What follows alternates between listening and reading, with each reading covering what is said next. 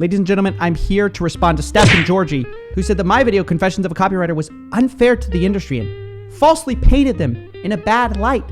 Hey, it's just a few bad apples in direct response. Most of them are doing it ethically. So I'm making this response in return called Delusions of a Copywriter. Now, Stefan has a special reason for wanting to defend his profession. Number one, he's sold $700 million worth of products. So, okay, it's what he does. That's fine. But also, he's engaged in some of the terrible practices that I describe in my video. But I wanted to say, because I think I'll probably offend a few people in this video, right up top, I think most direct response copywriting that is going on right now in this industry is ethically indefensible. And I also wanted to throw down the gauntlet. Look, if you disagree with that statement, come on the show. I'm happy to give you a platform. If you think any of this that's in Steph and Georgie's little post here is defensible, please come on the show, because I think it'd be a great conversation to have. Because so far, you just post in this Facebook group where everyone agrees with you. What are we going to do, right? Now, notice I did not say that all copywriting is ethically indefensible or all direct response copywriting is ethically indefensible, because I don't think it is. I think there are ethical copywriters definitely out there, which makes the first thing this guy says, that the main premise of my video is direct response copywriting is scammy and responsible for ripping people off, false. And maybe that's because he only watched the first 20 minutes or so. But yeah, that's wrong. The main premise is actually that the majority of direct response copywriting is scammy and responsible for ripping people off. There's ethical copywriting, obviously. A small difference, but an important distinction. Because I'm not painting, his whole point is that I paint the whole industry with one brush. No, I just happen to be talking about the most predatory side of the industry, but I'm not painting the whole industry with one brush. But anyways, let's talk about what he says, okay? I'm gonna have to summarize it, but if you wanna read the whole post, I will leave it in the description. So basically he says, look, direct response copywriting, normal advertising, Coca-Cola, hey, Agora, Coca-Cola, Swiffer, New Market Health, what's really the difference, right? Now he does concede that some of the claims in copywriting are a little ridiculous, but he says, look, when it comes to the product, things like this, it's about the same, right? Some things work, some things kind of work, and some things just are pixie dust, he calls it, right? And he concludes it with this example. Look, he says, Swiffer Sweeper, they kind of lie to you. In their ad, they make it look so easy to pick up dust and spills. And does it really work that well? So he says, look, it goes into the mixed results bag. But does that mean that Swiffer is preying on the weak, or that they're a scammy company that should be banned from advertising on TV? Seems hard to make that leap in my mind. So he equates what he does to the Swiffer Sweeper.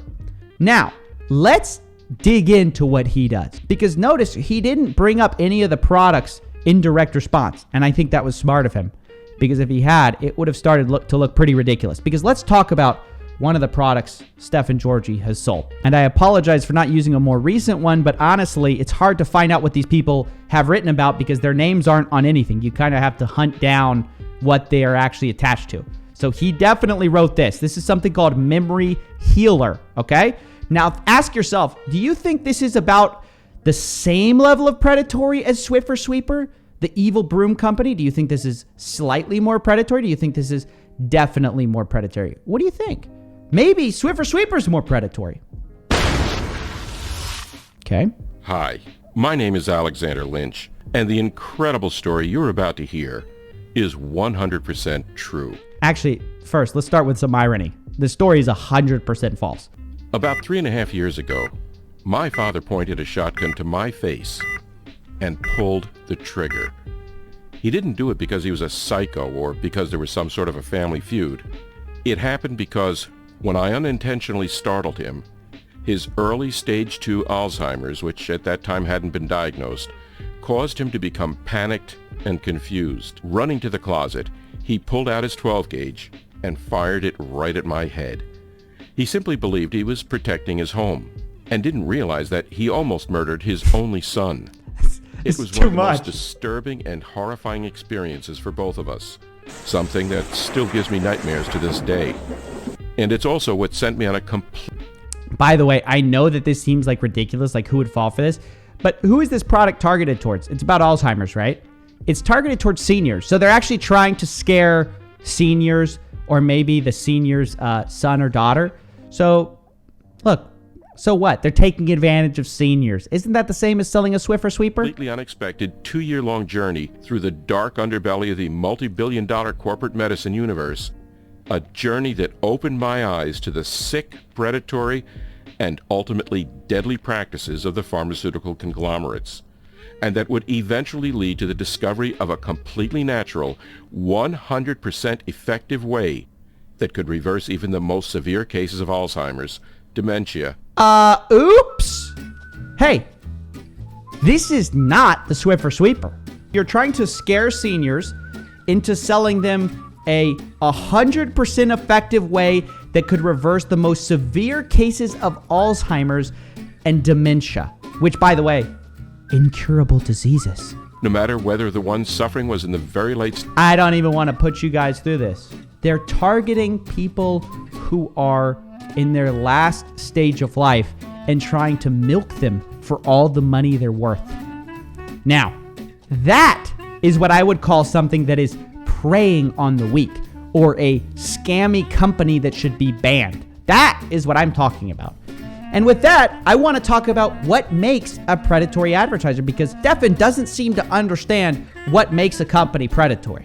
It's pretty simple. What makes all the difference in the world is pushing your product onto desperate people who have no choice but to buy it and overcharging them for it while you're at it. So this happens primarily in two industries, by the way, which direct response copywriters love: health and wealth. Okay. Now, why do these attract desperate people? Well, because let's take the example of health. Let's take the extreme case. Say you're offering a cancer drug, right? Someone's been told that by their doctors, hey, you're honestly, we have nothing left for you. That's usually when people go to these direct response copywriters. They're looking for a salvation, right? They're looking for a miracle pill. These are desperate people that will pay any price, and you appeal to them with products like the one we just saw, like this memory healer right here. You take their money and they have no recourse but to buy it, right? Because you have to try it. You're going to try it either way. Even though it might look scummy, you might not trust the person, you're going to buy it. The same is true with wealth products. If you tell me I'm going to get rich and I work at McDonald's, a 9-to-5 job, making minimum wage, right? I'm going to buy your product, which in of itself isn't the end of the world. But as you and I both know, most of these products simply do not work. Or if they do work, they work for 1%, maybe 0.5% of people, not the 100% success rate that is usually promised in the copy. That's what makes it predatory, because you're preying on the lowest level, the lowest denominator of society to try to take their money. And that's who a lot of these people are targeting. It's not people who are well-to-do engineers, right, who have their life together. It is desperate people, either a desperate mom who needs to lose weight and you're selling them some solution you know is not going to work, or they're some old person, you're selling them health cures that you know is not going to work, or they're young and you're selling them some get rich biz op, right? These are the classics of direct response. It's the foundation on which a lot of this industry is built. Now, with that said, with this obvious point debunked here, I want to go on, because one of his biggest things that I take issue with is that, look, he says, to paint the whole industry as seedy and crappy. First of all, I didn't paint the whole industry. I just painted most of the industry. As crappy because of some bad actors doesn't seem fair, because when you look at the biggest players, most of whom I've written for, what you find is they don't use sensational stories. They're incessantly focused on making sure their claims are legit, and they really genuinely care about their products. Are you nuts? This is exactly the point I'd make, but in reverse. Look, I actually agree with Stefan that if you want to evaluate an industry, you don't look at the worst, you look at the best of the industry, right? The top of the industry. So when you look at the top of the advertising industry, who might you find? You might find, I don't know, Apple. They're selling a real product, right? You might find Amazon. You might find the Verizon Wirelesses. You might find Coca-Cola. These people, look, you can argue that Coca-Cola is not going to bring you happiness, so that's like a little deceptive. But they're not appealing to people who are on their last leg, okay? Now, let's move away from that and talk about direct response. If you look at the best in the direct response game, who do you talk about? Well, the obvious case is Agora, right? They're the biggest company in direct response. And actually, all Stephen Georgi should know, because one of the companies they talk about training is Agora Financial. So this must be then one of the companies that Stephen really stands by. They don't use sensational stories. They're incessantly focused on making sure their claims are legit. They really genuinely care about their products. Oh, do they? Hey, why don't we talk about that? This is something called a deep dive into the heart and mind of the financial publication buyer. This is done by the in-house copywriter at Agora Financial, and he's about to talk to salesmen who talk to their customers, and we're about to find out what they really believe. They say about their own customers, they really are looking for the magic pill. That would be my distillation of about 10 years. They're talking about their customers. They're looking for the financial magic pill. Now, let me go out on a limb here and say that they're attracting customers who are looking for a magic pill because they're selling magic pills. And you might say, well, that's just my opinion. But consider how weird it would be if a car salesman said that people were coming looking for anything other than cars. You attract people based on what you're selling. So it stands to reason that if the distillation of 10 years of selling is that people come to your company looking for magic pills, well, what do you think you're selling? And it's not me saying that. That's their own copywriter and salesman who admit that. They say about their customers, it's a lot of people who are panicked, back against the wall, trying to make up for lost time. Sound like desperation to you? These people at the top of the direct response industry, Agora Financial, who Stephen says, oh yeah, right? What did he say? Oh, they don't use sensational stories. Here they are, in their own words, talking about using sensational stories. Yeah, well, the Retire a Millionaire, I don't know what it was, 30-day retirement blueprint. Yeah, that one. That was hell on the phone. People like, here's a good example of the power, like you get it, the power of copy, right? But when that promo first launched, I remember specifically, and this was, probably 6 years ago, I talked 2 people out of retiring that day. Like 2 people were like, I'm going to go tell my boss to off. I'm out of here. I said, maybe you're going to want to give it the 30 days before you do that. Or let's talk about this. Protect your money and pile up as much as 794 profits during China's deliberate economic attack on America. Hey, does that sound like a curiosity-inducing story or a sensational story? Right? Secondly, he says they are incessantly focused on making sure their claims are legit. This is also simply false. And again, I'm not taking the low-hanging fruit of Stephen Georgi's, memory healer from several years ago. I could do that all day. But let me take the top players in your industry, people like New Market Health, who got sued by the Federal Trade Commission for lying about diabetes. And again, if anyone wants to defend this and say that, no, the big players in our industry are super honest. No, our industry isn't especially bad. Please come on. And imagine for a second that some mainstream advertiser did this. They never would. This is uniquely a direct response copywriting problem. And the sooner people in the industry address it, the sooner you guys can move on to better practices. But I'll get into why I don't think that's going to happen in a second. Look at what they say. Do you suffer from type 2 diabetes? Well, maybe your doctor has told you to keep an eye on your blood sugar. This guy says there's a simple at-home treatment for type 2 diabetes that has nothing to do with diet or exercise and involves no drugs. Reverse every symptom of diabetes in 28 days without changing your diet, without spending a minute in the gym or taking a single drug. And no, I'm not even kidding. This is from one of the top players in your industry. Your TV, your cell phone, even the computer screen you're watching on can slowly, silently cause type 2 diabetes. And then they show a diabetes rate and then electronic device usage. Like that must be causation, right? That couldn't just be correlation. Abandon your workouts, abandon your insulin, just get IR blockers. Totally insane. Now, I'm going to argue that a lot of what makes Stephen wrong here is that he conflates the difference between illegal and unethical, right? Those are 2 very different things. There are a lot of things that are legal to do that many of us would consider unethical.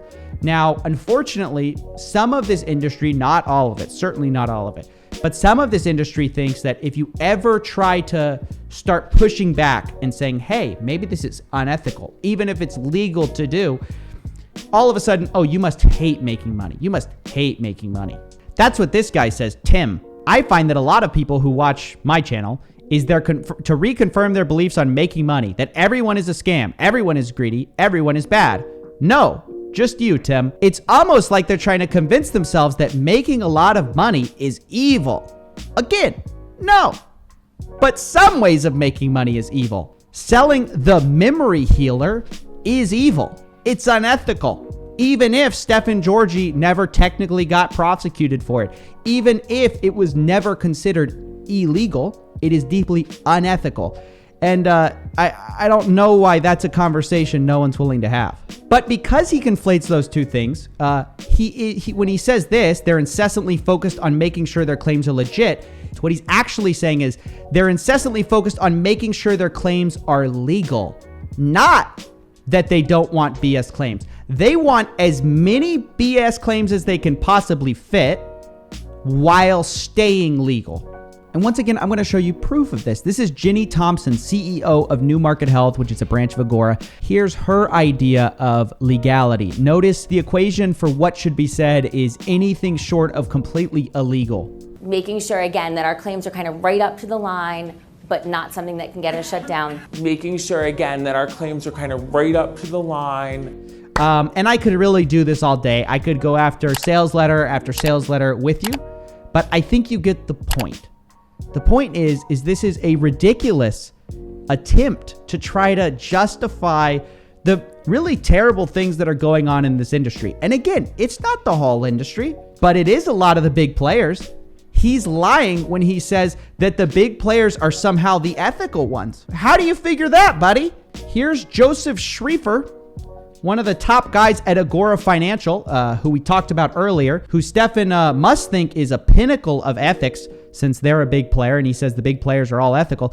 Here's him saying, we're simply trying to find out what the new rules will be. This is right after a Facebook ad crackdown.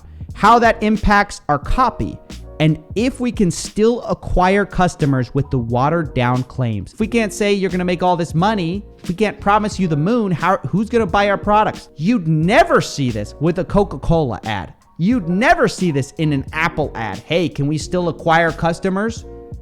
No, you'd never say that because they're not saying they're going to make you 112% of your wealth. They're not appealing to desperate people in desperate situations. So I wanted to point that out, that difference that he fails to really highlight. He says, oh, maybe we do a little bit more claims. So basically, it's just a different medium, right? Hey, some of our products work, some of them don't. No, your industry is unique. It's uniquely predatory because it preys on people in desperate situations. It uses ridiculous claims, way more over the top than any ad you'd ever see on TV. This is not Swiffer versus the memory healer. This is not Swiffer versus the diabetes cure of Agora. They're not even in the same league. And combine that with the fact that I've effectively debunked the idea that just because they're a big player, oh, look at the big players, they're ethical, right? They're the ethical ones. Sure, at the bottom you may find problems, but look at the people at the top. Hey, we've looked at the people at the top. Go look at Agora. Go look at their advertising. They're the exact example I'd use as the textbook for why my case with Jim was completely dead on. So anyways, let me know what you think. Let me know, Stefan, if you want to come on the show and have this little chat. I hope you're as willing to defend your industry live as you were in this piece. And yeah, see you guys next time. And don't forget to smash like and subscribe. Thank you.